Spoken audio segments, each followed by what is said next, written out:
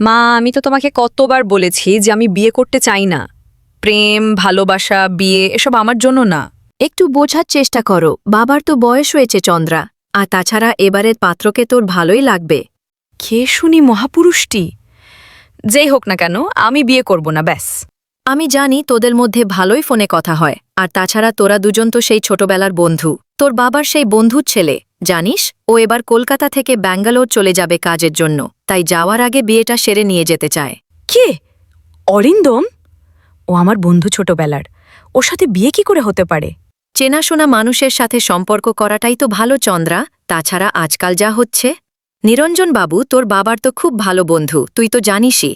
তোমার বাবা বিয়ের কথা তুলতেই এক কথায় রাজি হয়ে গেলেন। মা, অরিন্দম আমার শুধু বন্ধু, আমি ওকে থেকে বেশি কিছু ভাবতে পারবো না। দেখ মা, এরকম করিস না, কালকে ওরা আসবে, তুই একটু তাড়াতাড়ি চলে আসিস। তোর বাবার মুখের দিকে চেয়ে অন্তত এরকম করিস না। চন্দ্রা অর্থাৎ চন্দ্রিমা, বয়স ২৭, বাবা মায়ের একমাত্র মেয়ে। সবেমাত্র ২ বছর হল কাছেই সরকারি একটা হাইস্কুলে বাংলার শিক্ষিকা হিসেবে জয়েন করেছে। চন্দ্রিমার বাবাও আগে ওই স্কুলেরই অঙ্কের শিক্ষক ছিলেন। ১৫ বছর হল উনি রিটায়ার করেছেন।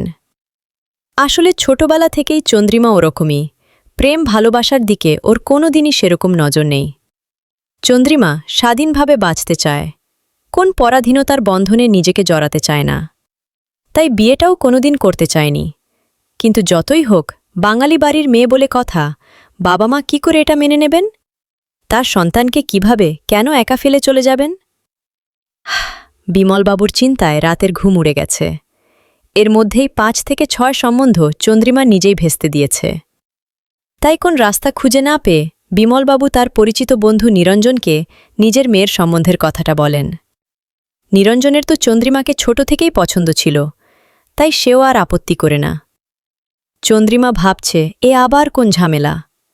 অদ্ভুত ব্যাপার, অরিন্দম কি করে রাজি হল এই বিয়েতে? আর কিছু ভাবতে না পেরে তাড়াতাড়ি অরিন্দমকে ফোন করল। হ্যালো অরিন্দম, তোর সাথে আমার কথা আছে।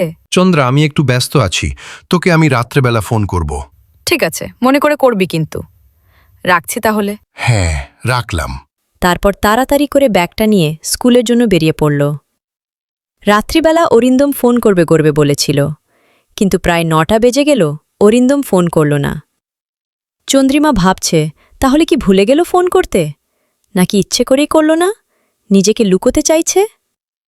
এইসব ভাবতে ভাবতে চন্দ্রিমা কখন ঘুমিয়ে পড়েছে ওর নিজেরই খেয়াল নেই।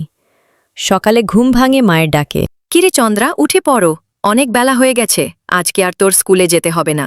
কেন মা, স্কুলে যাব না কেন? আর কোনো মহামূল্যবান কাজ আছে যে স্কুলে যাব না? অমন করে না সোনা, তাড়াতাড়ি উঠে স্নান করে ঘরটা একটু বুঝিয়ে রাখো। অরিন্দমের মা ফোন করে বলল ওরা 4:30-র মধ্যে চলে আসবে। আর কোনো কথা বলে না চন্দ্রা, শুধু একটাই কথা ভাবছে, অরিন্দম একবারও ফোন করল না কেন? তারপর স্নান করে নিজের ঘরটা একটু গুছিয়ে রাখে। যদিও এসব কাজ একটুও ভালো লাগছিল না। দেখতে দেখতে প্রায় ৩টা বেজে যায়। দুপুরের খাবার খেয়ে চন্দ্রা একটু ঘরে এসে বসে আছে। ভাবছে, অরিন্দম কি ইচ্ছা করে ফোনটা করল না, নাকি আমাকে কিছু জানাতে চায় না? এমন সময় চন্দ্রার মা উপরে এসে চিৎকার করতে লাগল। কিরে, তাড়াতাড়ি শাড়িটা পরে রেডি হয়ে নেনে, ওরা এখনই চলে আসবে তো। চন্দ্রা দেখল টেবিলের ওপর মা একটা হলুদ রঙের শাড়ি রেখেছে ওর জন্য, কিন্তু ওর একদম পছন্দ না শাড়ি পরা। তাও আজকে বাধ্য হয়েই শাড়িটা পরে একটু সাজল।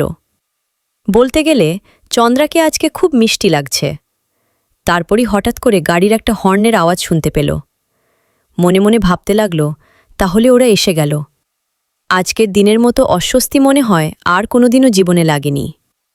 তাও বাধ্য হয়ে মা বাবার মুখের দিকে চেয়ে শুধুমাত্র নিজেকে সংযত করে আছে।